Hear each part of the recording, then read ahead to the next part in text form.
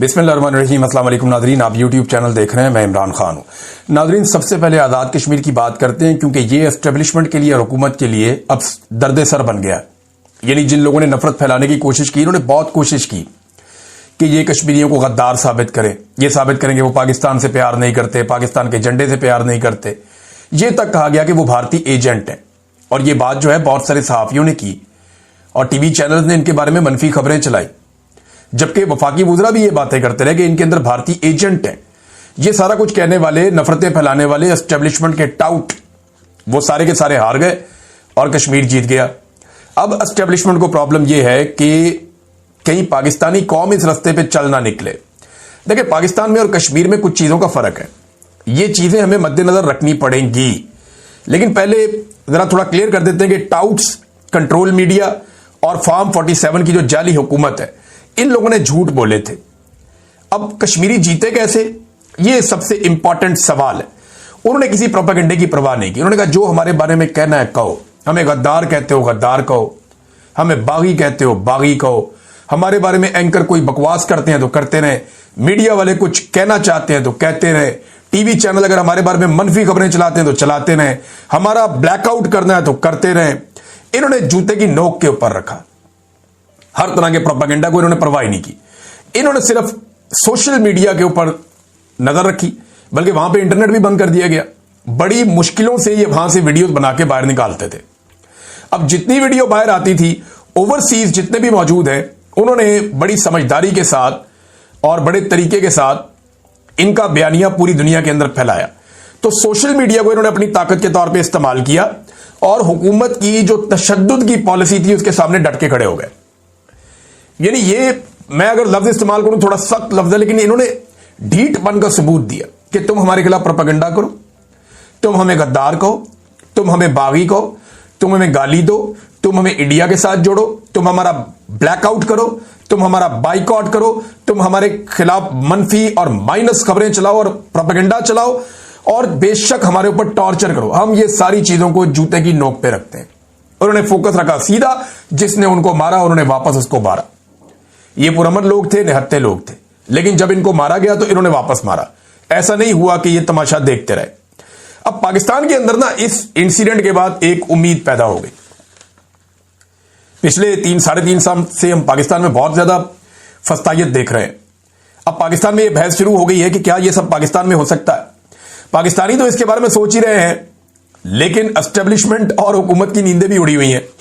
उन्हें आइडिया है कि जो इनकलाब है वो घूमता घूमता पाकिस्तान के बहुत करीब पहुंच गया है।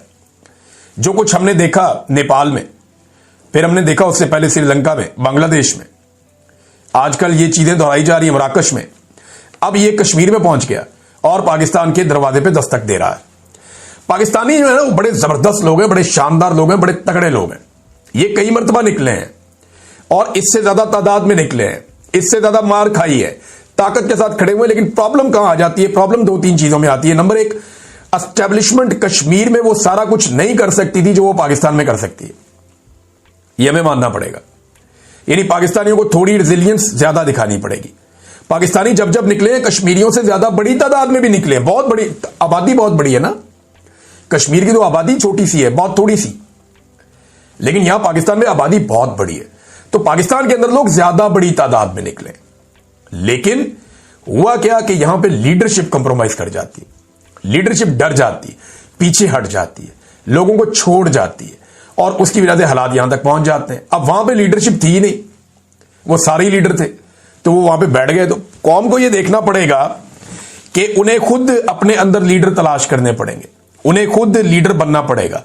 देखिए, अगर पाकिस्तान तहरीक इंसाफ ने इमरान खान साहब को आजाद करवाना हो तो क्या उनके पास बाकायदा अक़वाम मुत्तहिदा की, यूरोपीय यूनियन की, दुनिया भर की जो तंजीमें हैं इंसानी हुकूक की, उनके बाकायदा डॉक्यूमेंटेड प्रूफ मौजूद है कि इमरान खान को बेगुनाह जेलों के अंदर डाला गया है।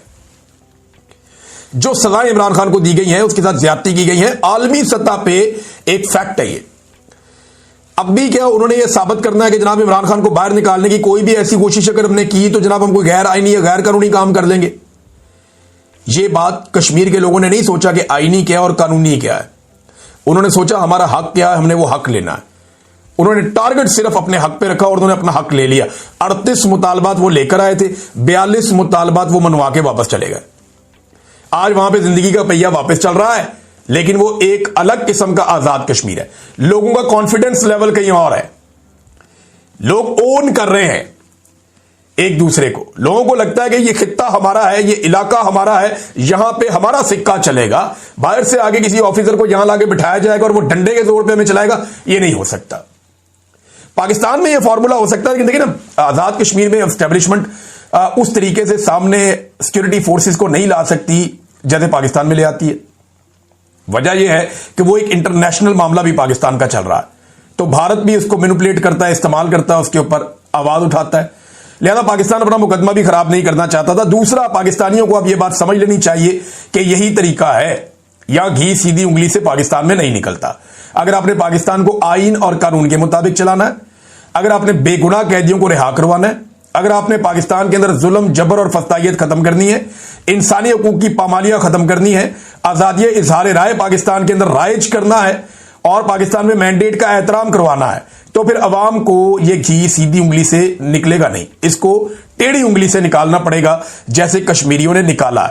जैसा मुंह वैसी चपेड़। अब एस्टेब्लिशमेंट को भी इस बात का खौफ है, हुकूमत को भी इस बात का खौफ है। देखिए होता क्या है, इसको जरा समझे आप।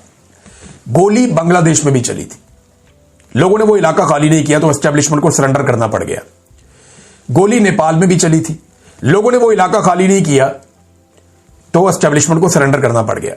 गोली श्रीलंका में भी चली थी, लोगों ने इलाका खाली नहीं किया तो सरेंडर करना पड़ गया एस्टेब्लिशमेंट को। गोली कश्मीर में भी चली है, लोगों ने इलाका खाली नहीं किया तो एस्टेब्लिशमेंट को सरेंडर करना पड़ गया। गोली डी चौक में भी चली थी, क्योंकि इलाका खाली हो गया, गंडापुर निकल गया तो बाकी लोग उसके पीछे चले गए, लिहाजा एस्टेब्लिशमेंट ने सरेंडर नहीं किया। अगर गोली एक ही दफा चलाते हैं और जितनी चला सकते हैं मैक्सिमम, लेकिन अगर लोग डट जाए ना तो फिर ये घुटनों पे आ जाते हैं फौरन। ये पूरी दुनिया का एक ट्रैक रिकॉर्ड है और यही होगा पाकिस्तान में जब भी होगा। बहरहाल ये आजाद कश्मीर के लोगों ने हासिल क्या किया, जरा ये आप चीजें देखें। और कुछ लोग कह रहे थे उन्हें क्या मिला, तो जो लोग नफरत फैला रहे थे उन्हें तो कुछ नहीं मिला। वो जाके अपने ज़मीर से पूछेंगे उन्होंने किया क्या, और जरा शीशे में अपनी शक्ल देखें कि उन लोगों ने कितनी नफरत फैलाई कश्मीरियों के खिलाफ। और कश्मीरियों पे आफरीन है कि उन्होंने कोई नेगेटिव बात नहीं की, उन्होंने सिर्फ अपना हक हासिल किया। अच्छा जनाब, जो चीजें हासिल की कश्मीरियों ने वो क्या है, तो अवामी एक्शन कमेटी ने इस पे बड़ी जबरदस्त एक पोस्ट लिखी है। सोराब बरकत साहब ने, इनका ताल्लुक आजाद कश्मीर से है और एक शानदार पाकिस्तानी भी है और बड़ी ही रिस्पॉन्सिबिलिटी का सबूत दिया इन्होंने। अहमद फरहाद साहब ने, बशारत राजा साहब ने, ये मेरे तमाम दोस्त आजाद कश्मीर से, और बड़ी अच्छी इन्होंने रिपोर्टिंग की है। ज्वाइंट एक्शन कमेटी जो है अवामी, उसने बहुत सारी चीजें अचीव की हैं। यानी एक तो यह है कि मुकदमात का अंदराज किया जाएगा, जिन लोगों को कत्ल किया गया उनके बारे में मुकदमात का अंदराज किया जाएगा और तहकीकात